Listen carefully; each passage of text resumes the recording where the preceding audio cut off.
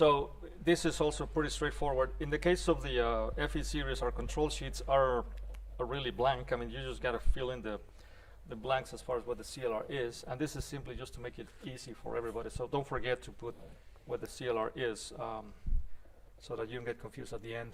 So very quickly, we know that each one of the blocks are 15 degrees. So we have 1, 2, 3 here, 45 degrees at 3-inch centerline radius, and we have 1, 2, 3, and 4 1-inch blocks. So again, making sure first of all we specify what the CLR is. It's a 3-inch, and again we're taking 3 of these. So we start 1, 2, and 3, so all the way to here. And then we have 4 inches. 1, 2, 3, 4, so all the way to here. So this is our first part.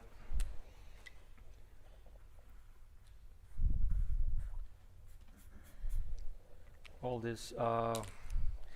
Now we're starting from the back, right? So this is going to flow.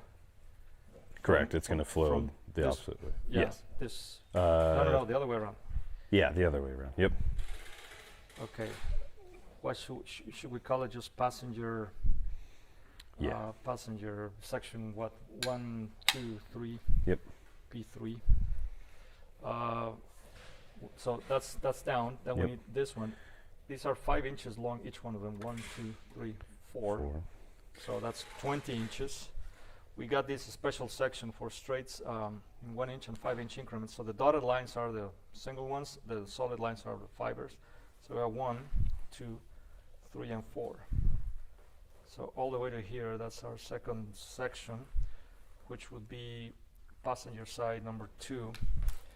And again, we just color it, mark it somehow so you don't get to use it again because this is already taken. And then finally the last section, it's so far we got a 15 degree, but because, as I said, we're a little off, we need to trim it, so we're going to give it a little bit more. What do you think, like half of another block? Or I'm thinking about 10 more degrees or so. 10 more degrees, so 2/3. So on this, obviously, because it's somewhere in between, we'll have to make a special note, plus 10 degrees, and then we have 2 straights. So that's 1 and 2.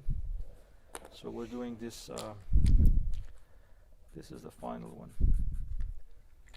And that's, again, passenger number 1, and it's going to flow from the turn into the straight.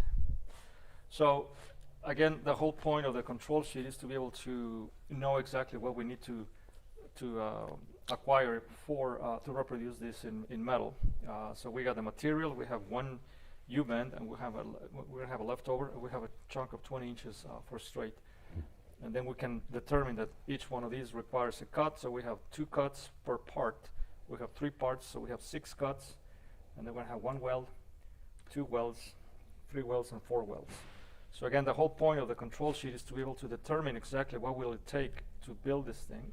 And if it still makes sense after we have come up to these final numbers, then we can pull the trigger and we know we'll be safe. This is what saves a lot of time, a lot of material, avoiding useless scrap, and you can knock this out in a matter of minutes, literally.